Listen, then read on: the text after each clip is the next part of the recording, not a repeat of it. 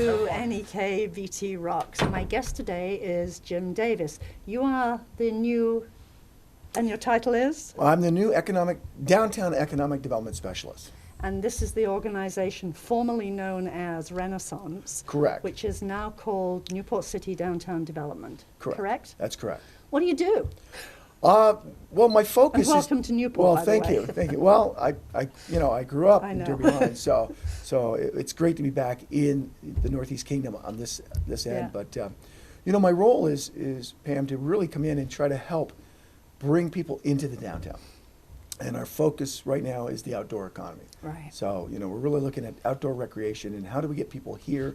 How do we get them not just coming here, but also spending money in the downtown? And that's really the focus of the organization right now. So you're hoping to attract people here who have money, which will be a novel concept. Yes. And get them to part with it. Getting them here, I don't think it'd be hard to part with it because we've got excellent restaurants. We've got, We do. We we really really do. do. And I think sometimes that's not as well known. Right. And, we have a lot of great activities, not only downtown, but even on the perimeter of downtown. So it's really getting people to come and visit Newport, get to know Newport, get to know Right. some of the surrounding areas, and come and stay in Newport. Right. How long have you been in the job now? Just 3.5 months. Okay. And you came in, sort of slid straight in, hit the ground running. What have you been doing since you've been here? Well, when I I see came- you everywhere around town. Yeah, by the well, way. when I first came in, my biggest thing was to really go in and meet with the business owners, meet with the people in the downtown, and find out what they're concerns with. What can we do to increase business? What can we do to increase Right. traffic? And then the next phase was, I came into some funding that had been secured by the organization to actually do a marketing campaign. And so part of that is a two-step process. We're now in the second part of that process. We have just interviewed 7 different organizations.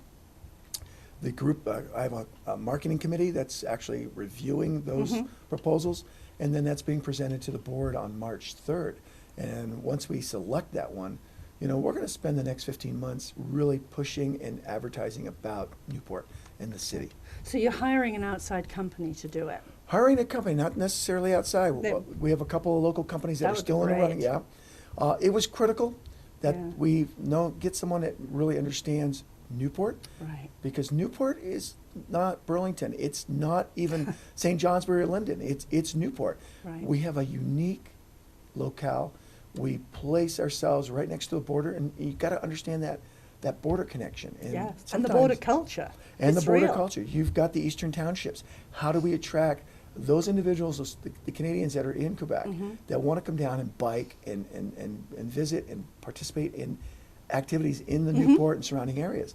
How do we attract them? And Right. what do we need to do to attract them? And then keep them here. Right. Not holding them hostage, but encouraging them to come back. Well, I grew up in Derby Line. Yeah. So Quebec wasn't a foreign country to me. Right. You And know. you could walk across them. Hey, Rock Island was my neighborhood. Right. So I used to ride my bike across. We'd come across. We'd wave to the Yeah. border patrol. And nobody cared. And nobody cared. And the crossing back and forth between the two communities, Rock Island, Stansted, to Derby Line to Derby, Right. was very active. And now with home security and Right. Homeland Security doing what they're doing, Insecurity. and the blocking of all the side streets, it's changed that. Right. We don't see people truly going up into Quebec, into those communities in Eastern Township. We see some coming across because they're getting certain economic benefits. They'll come and buy gas. Right. They'll come across and maybe come to the restaurants. But how do we come down and use those activities? And one of the activities is biking. Yes. It is huge in Quebec. But if you look at it, they're all going past Newport right now, and they're heading down to East Burke. Right. Except probably about 5 years ago, a group of us did a survey. We worked with the townships, and it was about counting all the bikes that came down the bike path, whether they turned around at the border, whether they went into Newport. If they didn't go into Newport, why not? And we've still got all that information. If it hasn't made its way to you, it should. It hasn't. I love it because, I'm working with Norwich University right now, Yeah. and they have done a study on Newport 2 years ago. I'm going to get that study in about a week or two, and I'm meeting with a professor from sociology who did that, Right. and she studies rural cities or rural communities and how to make them more active and grow. Right. So we're meeting to get some ideas about how do we focus on some of the things that really can make Newport dynamic, Right. and then bring people here. And it's not just people from outside of Newport. Let me change that. It's not just people who don't live in our surrounding communities. Yeah. You know, we're looking at people talk about, oh, let's get people from Boston, from Burlington. Mhm. You know, let's bring them up from New Hampshire. Let's bring them down through Quebec. But the reality is, how do we get people living in Derby and Irisburg and that to come into the city and enjoy our city life and our city things? So that's kind of the part of the marketing concept as well. And how do you make Newport citizens feel wanted enough to be involved themselves? Well, part of it it's inclusion. You know, Right. it's about getting them involved in different committees. And I'm in the middle right now of putting together a series of committees that we need, not only on the board, but and one of the goals is making that the board's not just exclusively board members, you know, doing that. Right. Looking at committees and going, okay, a board member's on that committee, running that committee, but we have 8 to 10 citizens in the city Right. giving us input. And I look at the marketing committee right now. Marketing committee has 1 board member on it, and I have 6 other members who are from the surrounding community, both Newport and That's outside. great. And they're marketing people, and they're giving us insight, and they're helping us evaluate stuff, and that's important. The old organization, NCRC as it was called then, or just Renaissance, this was 5-6 years ago, had some very active committees with very involved people. That all fell apart for a variety of reasons, and we're way past that. So as we move on, is there going to be an attempt to recruit for an equivalent of those committees? Yes. You know, the best thing I can do is get as much information from people who don't have the same views or thoughts that I have or my board members have. In Right. other words, you know, one of the issues that came up is the ATV issue. Right. Well, it's more of what's the impact of the ATVs coming in here? And you want to hear from individuals who may not agree with my viewpoint of the way I think the ATV impact's going to be. I think Right. it's going to have a couple of impacts. I think it's going to have a great economic impact. Sure. We all think that the restaurants, but what's the other impacts? What's the Right. impact on the And- community, noise? What's the impact on the city services? And do we Right. are we generating enough money to cover those costs? And is the noise factor a Right. major issue? If it is, then how do we address it, and what's the answer? Right. And as those were not addressed ahead of time, which is what there was so much anger about, at least if your committee is going to be addressing that now, people will feel heard. And That helps. we have to be heard. Everybody has to be heard because it's just like anything. Even in politics, you have to be heard because you have different viewpoints. Right. And I don't live on a particular street where the ATVs are going to go by. But at the same time, my thought is, okay, how loud are ATVs? So we should do a noise study. How loud are motorcycles when they come in and we bring a motorcycle group in? Well, they're that- obnoxious There too. are. So, Some of so- them, not so all the- of them. So the question Yeah. comes out, and what happens when we get tons of ATVs in here? Right. Or does it really show up that it's one group shows up one weekend and that's it? And we Which don't- would be fine. which we don't know. Right. So it's kind of that, we don't know how it's going to play out. Right. But the goal is, what's the impact on the city? What's its impact on its citizens? What's its impact on the whole of the operations of the city? And what do we need to do to address those issues, if there are issues? And if it doesn't impose any impact, Cool. then how do we grow this? Right. And how do we make it so that the city benefits? Right. And if the city benefits, so do the residents.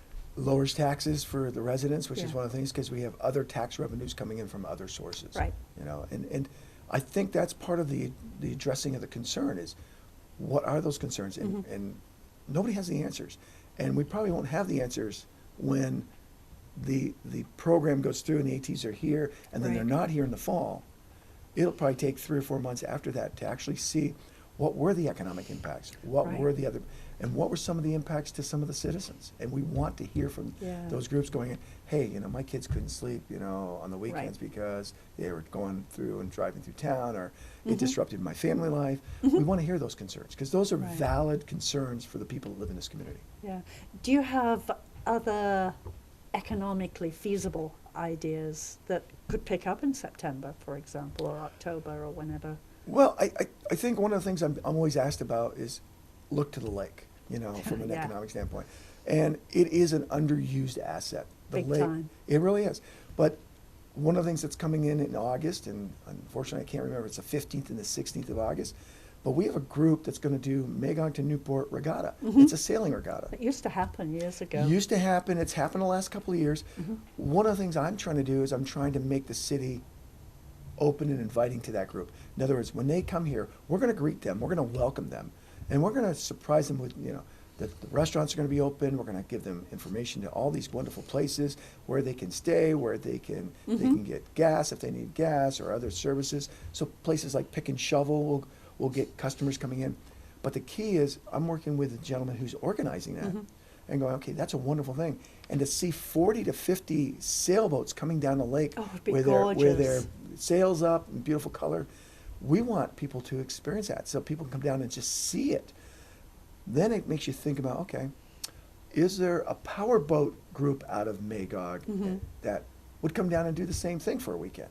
Is there a group that does or has the old wooden powerboats, and bring them down? So it starts to build on that. Who's that connection? Who's that individual? And many of us who are kayakers would like to kayak the full length of the lake in a big group. Yes, and it's just looking at it from a standpoint. Who are those individuals that have access to those other groups and do that? I look at it from the biking trail. We've got a new biking trail that's going to hopefully be finished and built. Yes. It's 7 miles, starts at the gateway, goes all the way to the border. It's 7.5 miles long, goes through the old Scott Farm, which is a beautiful piece of property. And my thought was, all right, there's over 30 or 40 velo clubs right across the border in Quebec. How do we invite the ones down that really want to recreate on something that's really a beautiful ride? And how do we welcome them and get them here? And that's the access, and that's the thinking. Those are different bicycling groups from the ones who go to East Burke. The Kingdom Trails group it's a different style. You've got them hardcore mountain bikers that go to East Burke. Exactly. They're out there going, I want to do this trail, this narrow trail, that. Right. We're really looking at families that want to come down, or recreational bicyclists, which I consider myself to be. I ride on a big path. I love the rail to trails system. I do the one down in St. Johnsbury. I'm looking forward to riding this one a lot, almost every day. The goal is to get people who want to do a recreational bike trip, get them here, and then get them connected to all the beautiful parts of our city. Hey, I'm coming here, and I know there's 6 or 7 wonderful restaurants that I can go right downtown. I'm going to come every weekend. I'm going to eat at a different restaurant. And there's things for my kids to do here. Kids to do, and connecting with the recreational department with the city, and having activities, especially with to get the new splash pad in the thing. That will be a draw for families to come and bike, eat, and play. Rinse off, right? Rinse off from the lake. You're right. But we don't promote Gardner Park enough. That's part of promote what we're going to do, the access to that park. We don't promote the lake and the access to the beaches. Right. So if you look at our beach access, and then you got the waterfront. Just walking the waterfront. It's lovely. It is lovely. But we don't promote it. And think of the cafes that could be along that waterfront. Exactly. I look at a restaurant like Le Belvedere. Yes. It's a wonderful restaurant.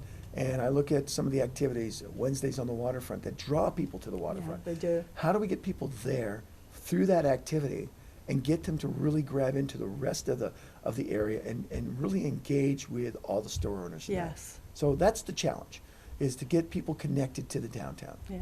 The Wednesdays on the waterfront has certainly brought people in, and they're now sort of conditioned to come. And people look forward to that. And it's growing. Yes. I've met with them, and Andrea and I talked about that. They do 6 events. Yeah. And we talked about whether or not, hey, should you grow to 10? And what's the capacity? And what do you need? And that's one of the roles I play. Is I like to meet with organizations. Okay, what are you trying to do? How can you grow? And then what barriers are you running into? And then how can my organization come in and help get past those barriers? How can we support you? Is it funding? Is it bringing volunteers? Is it finding out to work with certain state officials? Those are the elements I try to come into and look at, going, how do we make that happen? You're going to be a bridge. Trying to be a bridge, trying to work. That's actually a really good role.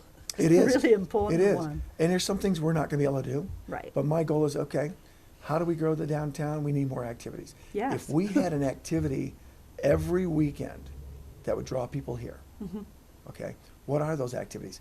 Now, one of the rules we won't do, I'm incapable of doing that, is creating all those events. Yes. Those events exist in other locales.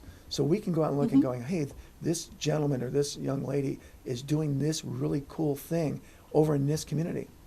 Hey, how can you come to Newport and do this? What do you need to make this happen? And that's kind of the attitude, you know, to find out, I'd love to come there, but it's going to cost X number of dollars to get it started, or I need 20 to 30 people that will come and support me.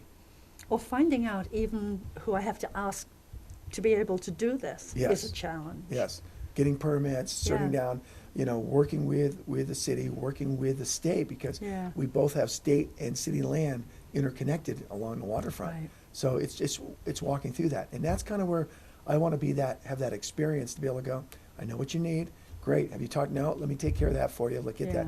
And I become that conduit where people can come in and go, I need help.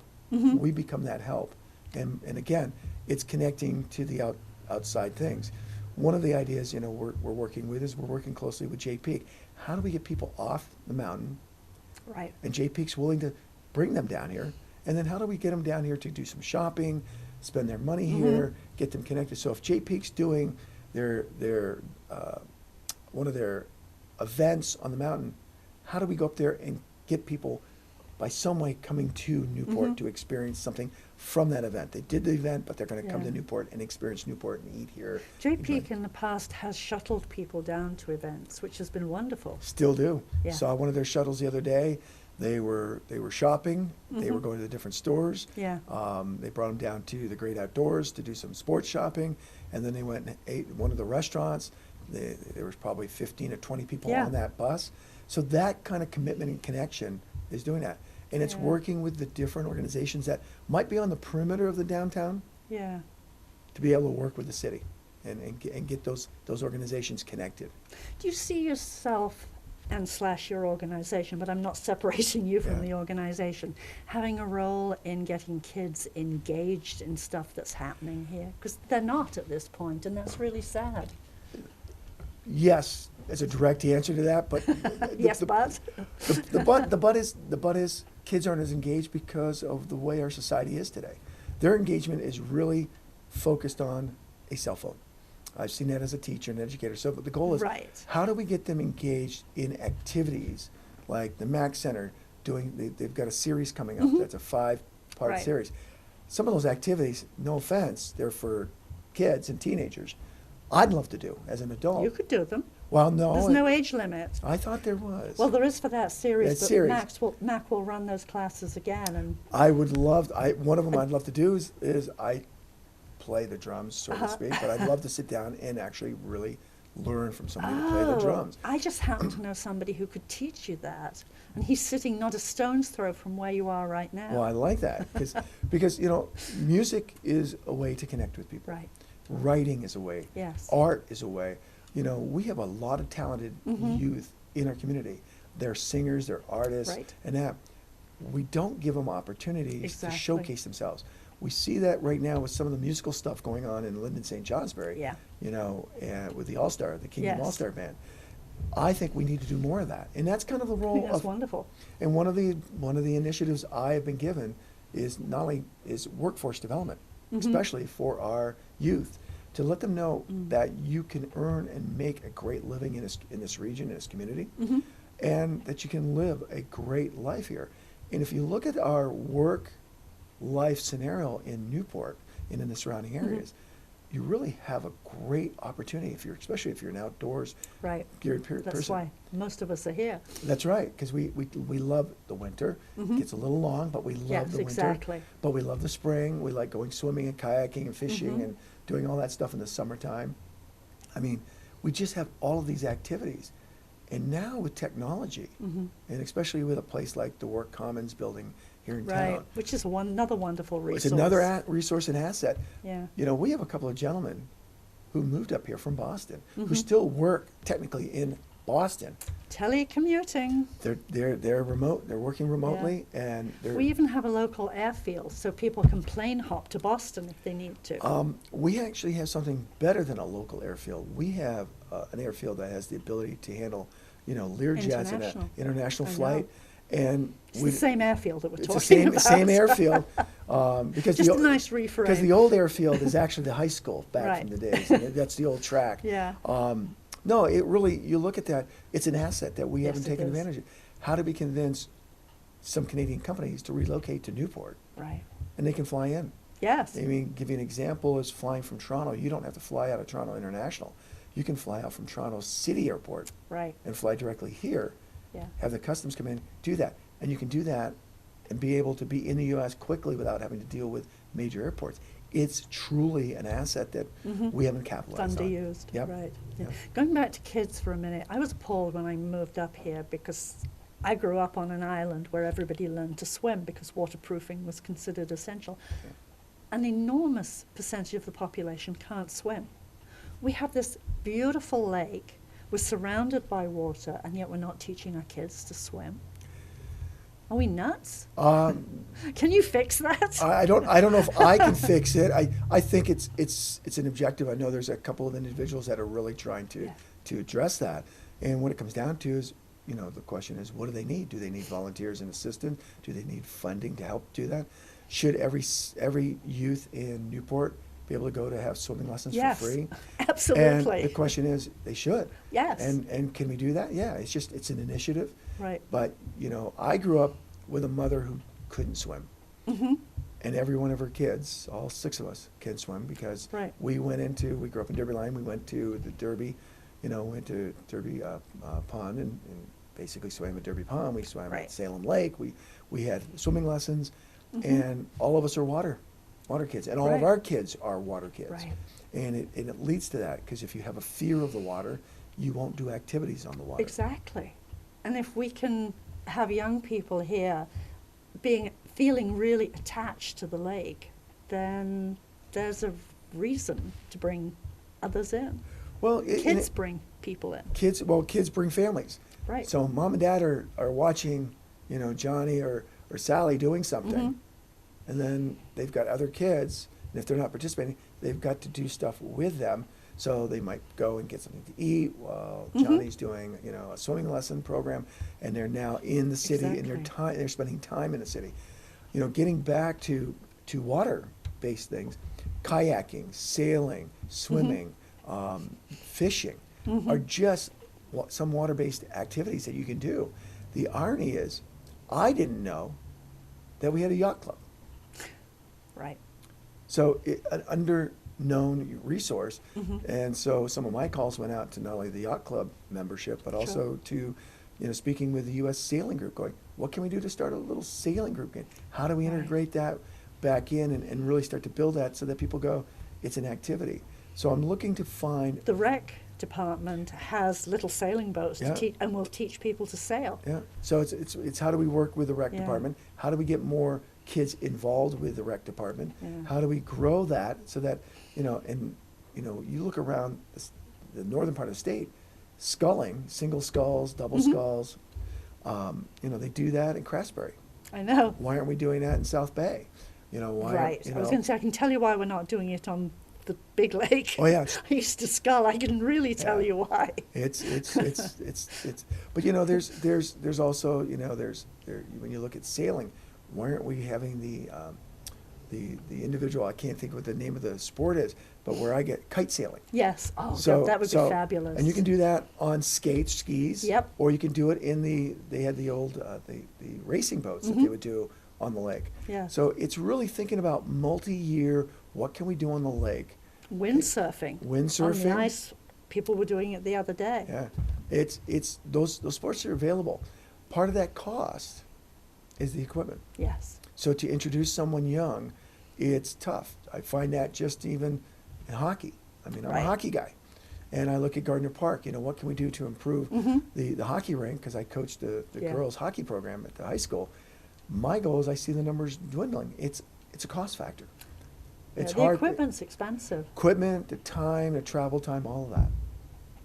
Yeah, it is. And you're not just traveling here into Newport, it's then how do the kids get home when their parents are working? How do you go to games elsewhere? You look at hockey, you no longer play the way I grew up playing. We played on outdoor rinks, Right. and we played against all the local towns. Yeah. So I played for Rock Island, Mm-hmm.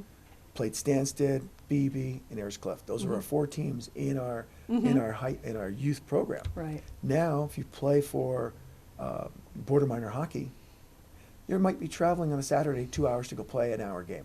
Mm-hmm. So, okay, so we're gone for 5 hours. And that cost is a huge cost to families. There's a gas cost, there's a Right. family cost, and then there's a monetary cost because they're buying meals, they're paying for gas, so you start looking at it. It's no longer achievable when you can play basketball Right. at a local gym and play locally against local towns. And nobody's using Mickey Mouse equipment anymore. No. I mean, it's much higher end. And I get the need for that, but at the same time, boy, does that crank up the price. I used to buy, $8, $10, $12 hockey sticks. Yes. Now they're $150 to $300, $400. Yeah, and they don't last forever. They don't last forever, but They're just quite fragile, actually. But to get into hockey, it's going to cost you $800 to $900 just to get in with Yeah. with brand new equipment. That's crazy. And so you've got to break again those barriers: equipment Right. costs, travel costs, fees to play the game. All of those costs. If you can address it, you'll get players interested. You know, we have a curling club right on our doorstep. I know that. Right across the border. Yes. Beautiful It's facility. beautiful. And how do you get kids involved, and how do you get them to start doing that? And that starts with integrating that within the junior high and the high schools, and getting kids to experience it once or twice, so they find maybe a passion. Right. And for us, the challenge then is it's getting the kids across the border. It's not like the old days where you Right. just drive You across. couldn't just pedal across. Oh yeah, I mean, pedal across, walk across. Right. Go to the event, walk back, wave. now you have to have parental permission. Yeah. You have to have a passport or an equivalent. Yeah. And it's a big deal getting across and coming back. And then you've also got to have the interest, the understanding that curling isn't just watching paint dry. It really is a game of skill, and it's a physical workout. It's a game of a skill. It's not only a physical workout. It's also like chess. It's a strategic Yes. playing. Where do I place that stone? Do I place it to block? Do I place it to come in? Do I want and what people don't realize is there is a tremendous amount of teamwork. Yes. If and I don't know all the terms, but if I'm basically the captain that's leading and The throwing, skip. the skipper that's throwing the stone, Yeah. I have a strategy where I want it. I'm going to tell the individuals to how fast I want it to go, how slow I Right. want it to go, And exactly where to put it, how Yeah. to get it around. how to yeah. do it. And it's It's- and it's curves and It's skill. it is a skill and it's a strategy, and Yeah. it's like any sport, and it is an athletic Yeah. sport. And but we can be playing that also locally here on an outdoor rink. That's where Yes. you could get started. So it's really looking at the assets and how can we engage kids to use the assets that are in front of them. Hmm. It's changing the mentality. You enjoying your job? I am. I think that one of the things I enjoy the most, Pam, is I've been out. I meet and greet people almost every day. Yeah. And I really like that because I hear things. Mhm. I talk with people going, hey, Jim, we talked a couple of weeks ago. I haven't seen you. Have you thought about doing this and this? And, it really gives me a chance to find out what's happening in the city. And it Right. gives me the heartbeat. When I first came in, I haven't lived up here. I've been, Mhm. Linden area for approximately the last 12 to 14 years. But I own property up in Holland. I'm basically a northern native person. Mhm. And I'm moving up here, this summer permanently. And it's interesting to hear the heartbeat of what's really going on. There are things I didn't know about the city, like the Right. yacht club. Didn't know Right. it existed, but I'd love to learn to sail. And how do I get other people to try it, get involved in it, and how do you make those connections? And that's what I'm finding is the connections again. It's connections to some of my old hockey buddies, Mhm. my old sports athletes, some of the people that I was involved with some of the businesses I was involved in up here. So it's really making that connection and hearing the different viewpoints Mhm. from a different level now. They're no longer in their 20s or 30s. Yeah. They're now in their 40s and 50s, and they have kids, Yeah. where before they were single individuals. And one of the things I'm hearing a lot is a lot about our young people in the community that are in their 20s and 30s. Mhm. How can we make the city more engaging for them. Right. Food, places to socialize, places to go out and dance. And that's what I'm hearing now is, how do we change that? And I kind of look at Littleton a little to see what Littleton's done to engage their younger community, because I've run into people from Newport who have moved to Littleton because of It's fun. of their scene. Exactly, they've got a certain scene down there. And it makes perfect sense, because after all, when we were in our 20s and 30s, we did not want to do what our parents did. That's correct. That's correct. And yet somehow we talk about that here as if that's abnormal, but it's not. It's totally normal. Well, they're trying to find themselves, And so they should. and they want to find their lives and their lifestyle. Yeah. And we've got to look at it. If we want to really engage and bring younger people to bring companies here Right. to work for the companies that we have here that are looking for skilled individuals Or start their own. or start their own business, we've got to look at what's going to draw them here to put Yeah. that business here, and how are they going to engage, especially with technology. Right. How are we going to get individuals that really are highly involved in technology and wanting to have that Silicon Valley experience in Newport? Well, it may not be the exact same experience, but it could be similar. What are they looking for? And what they're looking for is completely different than what I'm looking for. Right. I'm looking for quiet. I'm looking to be a sustainable farmer. I'm looking at those things in my life, in my life cycle. Right. What's their life cycle needing? And that's what we got to really look at. And we are out of time. It Wow. goes really fast. Thank you for coming in. Well, thank you for having me. Will you come back? I will. Love to. Sort of in about 6 months, and then we sort of see how a lot of things are going. Love to do that. Love to see what we've done. And what we've done. really glad you're here, and glad that you're making your presence known downtown. appreciate it. It's important. Well, thank you.